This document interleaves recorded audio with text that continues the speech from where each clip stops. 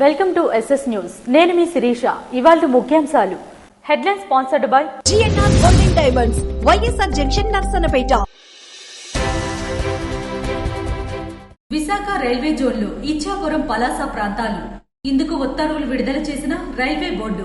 Railway శాఖ మంత్రి అశ్విని వైష్ణవ్ కు ప్రత్యేక కృతజ్ఞతలు తెలిపిన కేంద్ర మంత్రి కింజరాపు రామ్మోహన్ నాయుడు. కలెక్టరేట్ పనులను వేగవంతం చేయాలని జిల్లా కలెక్టర్ స్వప్నిల్ దినకర్ ఆదేశం. భవన పనులను క్షేత్రస్థాయిలో పరిశీలించిన కలెక్టర్. మౌలిక వసతులు, ఉపాధి అవకాశాల్లో భారీ పురోగతి. ప్రపంచ స్థాయి రాజధానిగా అమరావతి అభివృద్ధి లక్ష్యం. అమరావతి మాస్టర్ ప్లాన్ పై వివరాలు వెల్లడించిన ఎమ్మెల్యే మామిడి Govindarao.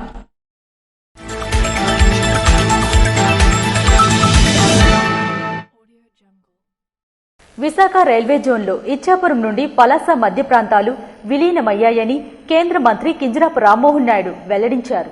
Visakha south Coast railway జోన్లో ఇచ్చాపురం నుండి పలాస మధ్య ప్రాంతాలు విలీనమయ్యాయని కేంద్ర పౌర విమానయాన శాఖ మంత్రి కింజరాపు రామ్మోహన్ నాయుడు వెల్లడించారు. శ్రీకాకుళం జిల్లాకు ఉత్తరాంధ్ర ప్రాంతానికి ఆంధ్రప్రదేశ్ రాష్ట్రానికి చిరస్మరణీయమైన రోజుగా అభివర్ణించిన రామ్మోహన్ నాయుడు ఈ రోజు జిల్లా ఉన్నతికి సంబంధించి వరుసగా శుభవార్తలు అందుకుంటూ ఉండడం ఆనందంగా ఉందని హర్షం వ్యక్తం చేశారు. రైల్వే బోర్డు నుండి వచ్చిన తాజా ఉత్తర్వుల ప్రకారం ఈస్ట్ కోస్ట్ రైల్వే పరిధిలోని కుర్దా రోడ్ డివిజన్లో ఇప్పటి వరకు ఉన్న ఇచ్చాపురం నుండి పలాస మధ్య రైల్వే ప్రాంతాలు ఇప్పుడు విశాఖ కేంద్రంగా ఉన్న సౌత్ కోస్ట్ రైల్వే జోన్ పరిధిలోకి చేరిందని తెలిపారు. ఈ నిర్ణయం ఉత్తరాంధ్ర ప్రజల దశాబ్దాల కలను మరింత బలపర్చే చారిత్రాత్మక అడుగుగా రామ్మోహన్ నాయుడు చెప్పుకొచ్చారు. ఇప్పటికే శ్రీకాకుళం జిల్లాలో అనేక కొత్త హాల్ట్లు, అమృత్ భారత్ స్టేషన్లు వంటి పథకాల ద్వారా రైల్వే రంగంలో విప్లవాత్మక మార్పులు సృష్టించగలిగామని, తాజాగా ఇచ్చాపురం నుండి పలాస మధ్య ప్రాంతాన్ని సౌత్ కోస్ట్ రైల్వే పరిధిలోకి చేర్చిన రైల్వే బోర్డు నిర్ణయం మరింత ఉత్సాహాన్ని, అభివృద్ధి పట్ల కొత్త ధైర్యాన్ని కలిగిస్తుందని రామ్మోహన్ నాయుడు అన్నారు. రానున్న రోజుల్లో ఈ లైన్లో ప్రయాణికుల సౌకర్యాలు, స్టేషన్ సదుపాయాలు, రైల్వే అనుబంధ మౌలిక వసతుల అభివృద్ధి కోసం మరింత దృష్టి సారించేందుకు ఇది బలమైన పునాదిగా మారుతుందని ధీమా వ్యక్తం చేశారు. శ్రీకాకుళం జిల్లాను, ఉత్తరాంధ్ర ప్రాంతాన్ని రైల్వే మౌలిక వసతుల పరంగా దేశంలో ఆదర్శంగా మార్చే లక్ష్యంతో తన కృషి ఇలాగే కొనసాగుతుందని హామీ ఇచ్చారు. ఇప్పుడే రైల్వే బోర్డు నుంచి అధికార ధృవీకరణ వచ్చింది. కష్టపడి సాధించుకున్న సౌత్ కోస్ట్ రైల్వే జోన్లో నేడు ఇచ్చాపురం నుండి పలాస మధ్యలో ఉన్న 7 రైల్వే స్టేషన్లు కుర్దా డివిజన్ నుంచి విశాఖపట్నం డివిజన్లో కలుపుతూ నిర్ణయం తీసుకున్నారని తెలియజేయడం ఎంతో సంతోషంగా ఉంది. విశాఖ కేంద్రంగా సౌత్ కోస్ట్ రైల్వే జోన్ను మనం సాధించుకున్నాం. అయితే ఆ జోన్ పరిధిలో మన ఇచ్చాపురం నుండి పలాస మధ్య ఉన్న ప్రాంతం లేదనే వెలితి నాకెప్పుడు కూడా ఉండేది. ఇదే అంశంపై కేంద్ర రైల్వే శాఖ మంత్రి గారు అశ్విని వైష్ణవ్ గారిని కూడా కలిసి అనేక సార్లు మన పరిస్థితిని వివరించాను. ఈస్ట్ కోస్ట్ రైల్వే పరిధిలోని కుర్దా రోడ్ డివిజన్లో ఉన్న ఇచ్చాపురం పలాస మధ్య ప్రాంతాన్ని సౌత్ కోస్ట్ విశాఖ జోన్లోకి మార్చాలని రిక్వెస్ట్ కూడా చేశాను. ఇది జరిగితే చాలా శరవేగంగా మన స్టేషన్లు అభివృద్ధి చెందుతాయనే మాటను కూడా తెలియజేశాను. ఆ ప్రయత్నాల ఫలితంగా ఈరోజు రైల్వే బోర్డు నుంచి అధికార ఉత్తర్వులు కూడా రావడం జరిగింది. ఇచ్చాపురం నుండి పలాస మధ్య ఉన్న జాడుపుడి, బారువా, మందస రోడ్, సోంపేట, సున్నాదేవి స్టేషన్లు సౌత్ కోస్ట్ జోన్లోకి కలపడం చాలా ఆనందంగా ఉంది. ఇప్పటికే అనేక కొత్త హాల్ట్లు, అమృత్ భారత్ స్టేషన్లు ఇలా ప్రాధాన్యత క్రమంలో అభివృద్ధి చేసుకుంటూ శ్రీకాకుళం జిల్లాలో రైల్వే విప్లవాన్ని సృష్టించాం. తాజాగా రైల్వే బోర్డు ప్రకటనతో మరింత ఉత్సాహంగా అభివృద్ధి వైపు అడుగులు వేస్తామనే నమ్మకం నాకు కూడా ఈరోజు కలుగుతుంది. ఉత్తరాంధ్రలో రైల్వే అభివృద్ధికి ఎల్లప్పుడూ పూర్తి మద్దతు అందిస్తున్న కేంద్ర రైల్వే శాఖ మంత్రి అశ్విని వైష్ణవ్ ప్రధానమంత్రి నరేంద్ర మోడీ, ముఖ్యమంత్రి నారా చంద్రబాబు నాయుడులకు ప్రత్యేక కృతజ్ఞతలు తెలియజేస్తున్నట్లు రామ్మోహన్ నాయుడు పేర్కొన్నారు. అమరావతి చట్టబద్దతపై ఆమోదం పొందిన నేపథ్యంలో జిల్లా జాయింట్ కలెక్టర్ ఫర్మాన్ అహ్మద్ ఖాన్ తో కలిసి జిల్లా collector Swapnil Dinakar cake cutting కార్యక్రమంలో పాల్గొన్నారు. సుస్థిరతకు, రాష్ట్ర ప్రగతికి, అభివృద్ధికి ఇదొక కొత్త నాంది అని జిల్లా కలెక్టర్ స్వప్నిల్ దినకర్ కొనియాడారు. అమరావతి చట్టబద్దతపై పార్లమెంట్ ఉభయ సభల్లో ఆమోదం పొందిన నేపథ్యంలో కలెక్టర్ కార్యాలయ ఆవరణలో జిల్లా జాయింట్ కలెక్టర్ ఫర్మాన్ అహ్మద్ ఖాన్ తో కలిసి కేక్ కటింగ్ కార్యక్రమంలో పాల్గొన్నారు. ఈ సందర్భంగా ఆయన మాట్లాడుతూ రాజధానిగా అమరావతికి చట్టబద్ధత లభించడం, పార్లమెంట్లోని ఉభయ సభల్లో ఆంధ్రప్రదేశ్ పునర్వ్యవస్థీకరణ బిల్లు 2026 ఏకగ్రీవంగా ఆమోదం పొందడంపై ఆయన హర్షం వ్యక్తం చేశారు. ఆంధ్రప్రదేశ్ ప్రజల సుదీర్ఘ నిరీక్షణకు, వారి సంకల్పానికి జాతీయ స్థాయిలో గుర్తింపు లభించిందని, 5 కోట్ల ఆంధ్రుల ఆకాంక్షలకు నేడు దేశ రాజధానిలో ప్రతిధ్వనించాయని ఆయన అన్నారు. అమరావతిని రాజధానిగా పేర్కొంటూ పార్లమెంట్ తీసుకున్న ఈ నిర్ణయం రాష్ట్రంలో ఒక కొత్త శకనానికి నాంది పలికిందన్నారు. అమరావతి ఒక అద్వితీయమైన భవిష్యత్ నగరంగా నిలుస్తుందని పేర్కొన్నారు. ఈ కార్యక్రమంలో అసిస్టెంట్ కలెక్టర్ దొనక పృథ్వీరాజ్ కుమార్, జిల్లా రెవెన్యూ అధికారి వి విశ్వేశ్వరరావు, డిఎస్ఓ సూర్యప్రకాష్, వివిధ విభాగాల పర్యవేక్షకులు, సిబ్బంది తదితరులు పాల్గొన్నారు. లోక్సభలో అమరావతి బిల్లు ప్రవేశం రాష్ట్ర అభివృద్ధికి కీలక అడుగని ఎమ్మెల్యే మామిడి గోవిందరావు పేర్కొన్నారు. లోక్సభలో అమరావతి బిల్లు ప్రవేశపెట్టడం రాష్ట్ర చరిత్రలో కీలక ఘట్టమని పాతపట్నం నియోజకవర్గ శాసనసభ్యులు మామిడి గోవిందరావు పేర్కొన్నారు. ఈ సందర్భంగా పాతపట్నం నియోజకవర్గ కేంద్ర కార్యాలయంలో నిర్వహించిన మీడియా సమావేశంలో ఆయన పాల్గొని మాట్లాడారు. అమరావతి రాష్ట్రానికి ఒకే పరిపాలనా రాజధానిగా రూపుదిద్దుకుంటుందని, ఇది కేవలం రాజధాని నిర్మాణం మాత్రమే కాకుండా సమగ్రాభివృద్ధికి కేంద్రంగా నిలుస్తుందని వెల్లడించారు. ప్రణాళికాబద్ధంగా 1000 ఎకరాల్లో ప్రపంచ స్థాయి నగరంగా అభివృద్ధి చేయడానికి మాస్టర్ ప్లాన్ సిద్ధమైందని తెలిపారు. అమరావతి అభివృద్ధితో ఐటీ పరిశ్రమలు, విద్య మరియు వైద్య రంగాల్లో భారీ పెట్టుబడులు రానున్నాయని, లక్షలాది ఉపాధి అవకాశాలు యువతికి కల్పించబడతాయని తెలిపారు. పార్లమెంట్ లో గాని, రాజ్యసభలో గాని నేను బిల్లు విన్నాను. నేను ఆయన గురించి పొగడని నాయకులు లేరు, నేనే విన్నాను. కాబట్టి అలాంటి వ్యక్తి ఒక రూపకల్పన అమరావతి ప్రపంచంలోనే ప్రజా రాజధాని, ప్రపంచంలోనే నెంబర్ 1 రాజధానిగా తీర్చిదిద్దిన కళతో ఆయన జనవరి 1, 2015 రూపకల్పనకి ఆయన ముందడుగు వేయడం జరిగింది. అది ఆయన పిలుపు మేరకు అక్కడున్న 20,000 మంది రైతులు స్వచ్ఛందంగా వస్తూ 34,000 ఎకరాలు ఇవ్వడం అనేది జరిగింది.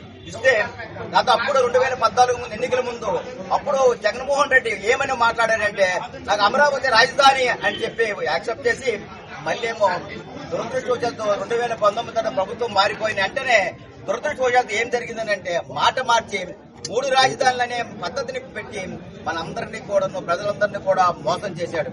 ఒక్క శాసన అధికారంలో వచ్చి రాజధాని విషయంలో కాదు, అభివృద్ధి విషయంలో కూడా మోసం చేయడం అనేది జరిగింది. రాష్ట్రాభివృద్ధికి ఇది ప్రధాన శక్తిగా మారుతుందని అన్నారు. అలాగే గ్రామీణ ప్రాంతాలకు కనెక్టివిటీ మెరుగుపడి ప్రజల జీవన ప్రమాణాలు పెరుగుతాయని, సమగ్ర అభివృద్ధికి సాధ్యమవుతుందని పేర్కొన్నారు.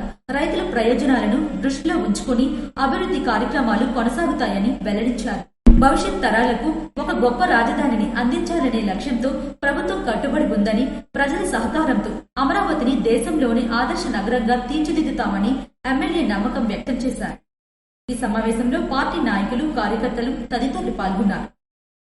ప్రత్యక్ష దైవం ఆరోగ్య ప్రదాత శ్రీ సూర్యనారాయణ స్వామివారికి పుష్పయాగ మహోత్సవం విశేష అర్చన కార్యక్రమం ఘనంగా నిర్వహించారు. ప్రత్యక్ష దైవం ఆరోగ్య ప్రదాత ఉషా పద్మిని ఛాయ సమేత శ్రీ సూర్యనారాయణ స్వామివారికి పుష్పయాగ మహోత్సవము విశేష అర్చన ఘనంగా నిర్వహించారు. అనంతరం ఏకాంత సేవ ఉత్సవ సాంప్రదాయ కీర్తనలు శ్రీకాకుళం వాస్తవ్యులు సుకుమార్ ఆర్ కృష్ణ, బిఏ నారాయణ మండపాక శారద బృందంచే జరపబడిందని ఆలయ ప్రధాన అర్చకులు ఇప్పుల శంకర్ శర్మ తెలిపారు. ఈ పూజా కార్యక్రమంలో ఆలయ ఈవో కేఎన్విడి ప్రసాద్, ఆలయ అర్చకులు మరియు వేద పండితులు, ఆలయ సిబ్బంది పాల్గొన్నారు. జిల్లా కలెక్టరేట్ ప్రాంగణంలో నూతనంగా నిర్మిస్తున్న సమీకృత కలెక్టరేట్ భవనంను జిల్లా కలెక్టర్ స్వప్నిల్ దినకర్ క్షేత్రస్థాయిలో పరిశీలించారు. జిల్లా కలెక్టరేట్ ప్రాంగణంలో నూతనంగా నిర్మిస్తున్న సమీకృత కలెక్టరేట్ భవన పనులను జిల్లా కలెక్టర్ స్వప్నిల్ దినకర్ గురువారం క్షేత్రస్థాయిలో పరిశీలించారు. జాయింట్ కలెక్టర్ ఫర్మాన్ అహ్మద్ ఖాన్ తో కలిసి ఆయన భవనంలోని గ్రౌండ్ నుంచి 3వ అంతస్తు వరకు అన్ని విభాగాలను కలిగి తిరిగారు. ముఖ్యంగా కార్యాలయాల్లో ఏసీ అమరిక పనుల పురోగతిని అధికారులను అడిగి తెలుసుకున్నారు. ప్రస్తుతం ఏసీ పనుల కోసం కేవలం 7 మాత్రమే పనిచేస్తున్నారని తెలుసుకున్న కలెక్టర్ పనుల వేగంపై అసంతృప్తి వ్యక్తం చేశారు. ప్రతి అంతస్తులోనూ 7 చొప్పున సిబ్బందిని నియమించి పనులను యుద్ధ ప్రాతిపదికన పూర్తి చేయాలని స్పష్టం చేశారు. ఎట్టి పరిస్థితుల్లోనూ పనుల్లో జాప్యం జరగకూడదని, నిర్ణీత గడువులోగా భవనాన్ని సిద్ధం చేయాలని అధికారులను కలెక్టర్ ఆదేశించారు. అరసవిల్లి శ్రీ సూర్యనారాయణ స్వామివారిని విజయనగరం ఎంపీ కల్సెట్టి అప్పలనాయుడు కుటుంబ సమేతంగా దేవాలయంకు విచ్చేసి స్వామివారిని దర్శించుకున్నారు. ప్రత్యక్ష దైవం ఆరోగ్య ప్రదాత శ్రీ సూర్యనారాయణ స్వామివారిని విజయనగరం ఎంపీ కల్సెట్టి అప్పలనాయుడు కుటుంబ సమేతంగా దేవాలయంకు విచ్చేసి శ్రీ స్వామివారిని దర్శించుకున్నారు. వారికి ఆలయ ప్రధాన అర్చకులు ఇప్పలి శంకర శర్మ మరియు సీనియర్ అసిస్టెంట్ చక్రవర్తి శ్రీనివాస్ ఘనంగా స్వాగతం పలికారు. తదుపరి ఆలయ అర్చకులు వేద పండితులు వేద మంత్రాలతో ఆశీర్వదించారు. ఈ సందర్భంగా శ్రీ స్వామివారి ప్రసాదాలను చిత్రపటంలో వారికి అందజేశారు. పాతపట్నం వద్ద ఓవర్ బ్రిడ్జ్ కి అదనంగా 15 కోట్లు మంజూరైందని కేంద్ర మంత్రి కింజరాపు రామ్మోహన్ నాయుడు వెల్లడించారు. పాతపట్నం ప్రజలకు, శ్రీ నీలమణి దుర్గా అమ్మవారి భక్తులకు కేంద్ర పౌర విమానయాన శాఖ మంత్రి కింజరాపు రామ్మోహన్ నాయుడు శుభవార్తను తెలియజేశారు. నర్సన్నపేట నుండి పాతపట్నం మీదుగా ఒరిస్సాను కలిపే జాతీయ రహదారి 326A పాతపట్నం వద్ద నిర్మాణంలో ఉన్న 2 లైన్ రోడ్ ఓవర్ బ్రిడ్జ్ కోసం అదనంగా జాతీయ రహదారుల సంస్థ నుండి 15 కోట్ల రూపాయలు మంజూరయ్యాయని తెలిపారు. ఇందుకు సంబంధించిన ఉత్తర్వులు గురువారం నాడు జాతీయ రహదారుల సంస్థ నుండి విడుదల కావడంతో ఇకపై ప్రాజెక్టును వేగవంతంగా పూర్తి చేసి ప్రజలకు అందుబాటులోకి తీసుకురాగలుగుతామని స్పష్టం చేశారు. 4 దశాబ్దాలకు పైగా చరిత్ర కలిగిన శ్రీ నీలమణి దుర్గా అమ్మవారి ఆలయం ఎదురుగా నిర్మాణమవుతున్న ఆర్ఓబి ప్రాజెక్టు విషయంలో ముందుకు ప్రతిపాదించిన దశలో కొన్ని ఇబ్బందులు ఉన్నట్టు స్థానిక ప్రజా ప్రతినిధులు ప్రజలు తన దృష్టికి తీసుకొచ్చినట్టు రామ్మోహన్ నాయుడు తెలిపారు. నర్సన్నపేట నుండి పాతపట్నం మీదుగా ఒరిస్సాని కలిపే 326A జాతీయ రహదారి మన పాతపట్నం వద్ద నిర్మాణంలో ఉన్న రోడ్ ఓవర్ బ్రిడ్జ్ ఏదైతే ఉందో దానికి అదనంగా జాతీయ రహదారుల సంస్థ నుండి 15 కోట్ల రూపాయలు ఈరోజు మంజూరయ్యాయని తెలియజేస్తున్నాను. 400 పైగా సంవత్సరాల చరిత్ర కలిగిన నీలమణి దుర్గా అమ్మవారి ఆలయానికి ఎదురుగా నిర్మాణం అవుతున్నటువంటి ఈ రోడ్ ఓవర్ బ్రిడ్జ్ ఏదైతే ఉందో అది చాలా ప్రాముఖ్యత కలిగింది. ముందుగా ప్రతిపాదించిన ఆర్ఓబి నిర్మాణంలో ఆలయం దగ్గర రాకపోకలకి గాని ఆలయాన్ని దూరం నుంచి చూడడానికి గాని వీలు లేకుండా ఉండేది. 5 ఏళ్లకు ఒకసారి జరిగే మహాజాతర సమయంలో కూడా ఇక్కడ ఇబ్బందులు ఎదురవుతాయని ముందుగానే మనం అందరం ఊహించాం. ఈ నేపథ్యంలో స్థానిక ప్రజలకే కాకుండా ఆంధ్రప్రదేశ్, ఒరిస్సా రాష్ట్రాల నుంచి వచ్చేసినటువంటి భక్తులకు ఆధ్యాత్మిక కేంద్రంగా ఉన్న మన శ్రీ నీలమణి దుర్గా అమ్మవారి ఆలయం ప్రాముఖ్యతని కాపాడే విధంగా స్థానిక ప్రజల అభిప్రాయాలను కూడా గౌరవిస్తూ భక్తుల సౌకర్యాన్ని దృష్టిలో పెట్టుకుని ముందుగా ప్రతిపాదించిన రిటైనింగ్ వాల్ స్థానంలో ఇప్పుడు వయోడక్ట్ నిర్మాణం చేపట్టాలని నిర్ణయం తీసుకున్నాం. అదనంగా 15 కోట్ల రూపాయలతో ఈ ప్రాజెక్ట్ నిర్మాణం చేపట్టనున్నాం కాబట్టి నిర్మాణంలో ఉన్న అనుమానాలన్నీ కూడా తొలగిపోయాయి. అదనపు నిధులు మంజూరయ్యాయి కాబట్టి మరింత వేగంగా ఈ ప్రాజెక్టుని పూర్తి చేసి ప్రజలకి అందుబాటులో తీసుకొని వస్తానని కూడా నేను తెలియజేస్తున్నాను. ఆలయ ప్రాంతంలో రాకపోకలు, భక్తులకు దూరం నుండే ఆలయ దర్శనం, 5 ఏళ్లకు ఒకసారి జరిగే మహాజాతర ఉత్సవాల్లో కొన్ని అంతరాలు ఎదురయ్యే అవకాశం ఉందని గతంలోనే కేంద్ర మంత్రి చెంతకు సమస్య చేరింది. ఈ నేపథ్యంలో స్థానిక ప్రజల అభిప్రాయాలను గౌరవించి ఆంధ్రప్రదేశ్ మరియు ఒడిశా రాష్ట్రాల భక్తుల సౌకర్యాన్ని దృష్టిలో పెట్టుకుని ముందుకు ప్రతిపాదించిన రిటైనింగ్ వాల్ స్థానంలో వయాడక్ట్ నిర్మాణం చేపట్టాలనే నిర్ణయాన్ని తీసుకున్నట్టు రామ్మోహన్ నాయుడు వెల్లడించారు. అమరావతిని చట్టభద్రత కల్పిస్తూ బిల్లు ఆమోదించిన సందర్భంగా నర్సన్నపేట పట్టణంలోని టీడీపీ కార్యాలయంలో ఘనంగా సంబరాలు జరుపుకున్నారు. పార్లమెంట్, లోక్సభలు, రాజ్యసభలు ఆంధ్రప్రదేశ్ రాజధాని అమరావతిని ఏకగ్రీవంగా చట్టభద్రత కల్పిస్తూ బిల్లు ఆమోదించిన సందర్భంగా నర్సన్నపేట శాసనసభ్యులు బగ్గు రమణమూర్తి ఆదేశాల మేరకు నియోజకవర్గ సమన్వయకర్త బగ్గు అర్చన ఆధ్వర్యంలో నర్సన్నపేట పట్టణంలోని అంబేద్కర్ విగ్రహానికి పూలమాలలు వేసి నివాళులర్పించి జై అమరావతి అనే నినాదంతో బాణసంచా కాల్చి కేక్ కట్ చేసి వేడుకలు నిర్వహించిన కూటమి నాయకులు. అలానే ఇండియన్ కూటమిలో పార్టీస్ అన్ని కూడా ఇవాళ ఆమోదం తెలిపినప్పుడు మీరు వాకౌట్ చేస్తారు, రాజ్యసభలో మీరు బాయ్కాట్ చేస్తారు, అలాగే ఆంధ్ర అసెంబ్లీ సెషన్స్ మీరు బాయ్కాట్ చేస్తారు. సో ఇదా మీరు ఏంటి, మీరు ప్రతిపక్షం కావాలని అంటున్నారు. దేనికోసం మీకు ప్రతిపక్షం కావాలి? ఒక క్యాపిటల్ సిటీ ఇవాళ మనం చేసుకునేటప్పుడు అయితే స్వాగతించండి, లేదంటే డిబేట్ చేయండి. అంతేగాని వికృతమైన పేర్లు అదేంటండి మావిగన్, అది ఎంత కించపరుస్తున్నట్టు ఇవాళ ఆంధ్ర రాష్ట్ర ప్రజల్ని. అయితే మీకు బుద్ధి చెప్పినట్టు 11 సీట్లకు పరిమితం చేశారు. మేము బెస్ట్ స్ట్రైకింగ్ రేట్ తో మొన్న చేశాము. అలాగే మీరు విశాఖపట్నం ఏదైతే క్యాపిటల్ గా ప్రకటిస్తానని ముందరన్నారో అదే విశాఖపట్నంలో మాకు అత్యధిక మెజారిటీ స్ట్రైక్ రేట్ తో మేము విన్ అయ్యాము.